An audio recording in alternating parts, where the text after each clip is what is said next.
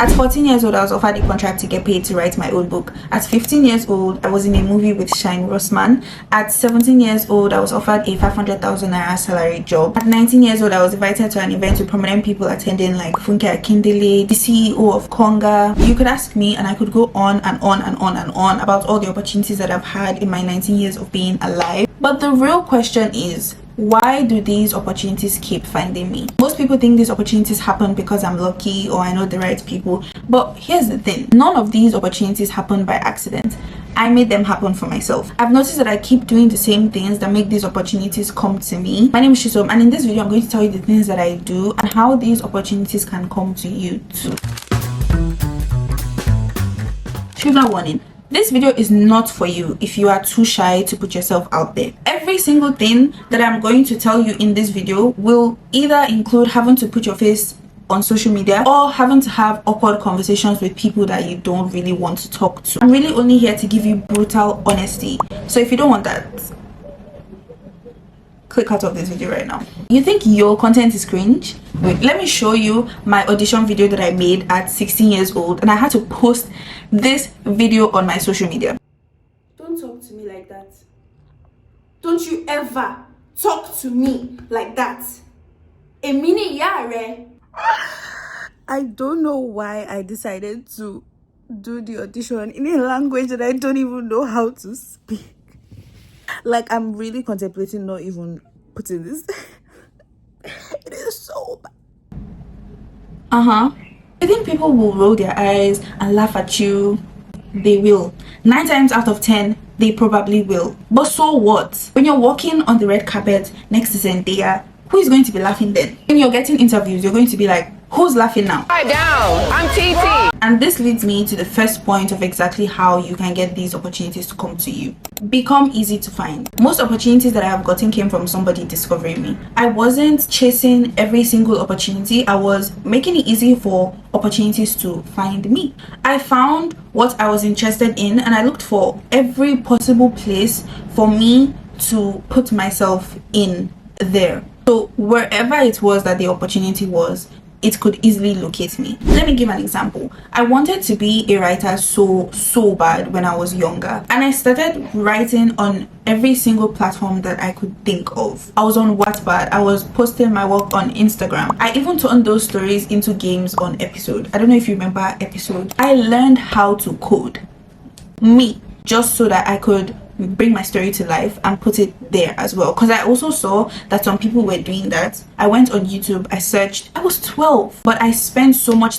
I was doing this shit on the dingiest of dingiest laptop. Let me show you. This is the literal engine that I was using to make my games on Episode. Can you see the size of this laptop? This laptop is no MacBook, like very slow. Some of the keys on the keyboard are not working, but that is what I used to make the game on Episode. I did everything possible to get my story in as many places as possible. It was through my work on Wattpad that I got reached out to by a company that offered me a contract to write my own book. It was kind of similar to Wattpad, where you would pay to unlock chapters and all of that. Yeah. So if your thing is that you want to be a doctor or an engineer and you feel like there's no how that you can bring it into the creative industry, there's so much that you can do. You just need to put your thinking cap on. So many doctors and engineers on social media. You could talk about health facts, things that you've learned, like information about the WHO or something. The point is, you have to be creative about it. So don't limit yourself. Look for people that are already succeeding in that area that are kind of similar to you at this point. So if you are a teenager, look for teenagers that are aspiring to be doctors. I saw this boy on social media, I think he is 13 or so.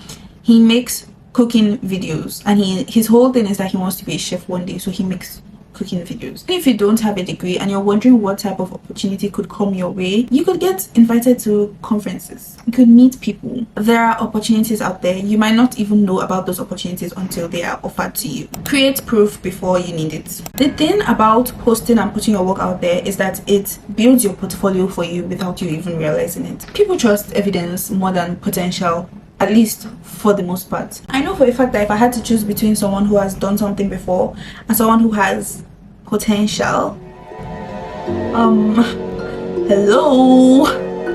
And if you're not showing that you are interested in something passionately, chances are nobody's going to know that you're interested in that thing in the first place. Like, who is going to know that that is something that you're interested in for them to even offer you the opportunity in the first place? The 500,000 naira salary job that I was offered at 17 years old only came to me because somebody who knew that I edited heard about the opportunity and remembered that, oh, Chisom edits, and offered the job to me. Tell people what you want. Closed mouths don't get fed. The patient dog does not always get the fattest spoon. Patient dog may end up starving. You're going to know how to talk to people.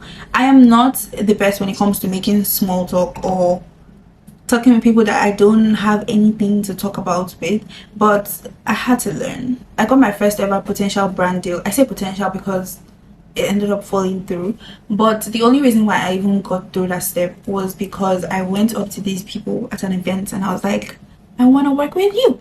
And I had to make small talk. You don't understand the amount of small talk I've had to make with so many brands just to get to work with them. First time that I ever realized that you're probably going to have to ask for what you want was, I think I was 12 years old, and my neighbors had rented their house out for this production company. They were acting a movie there.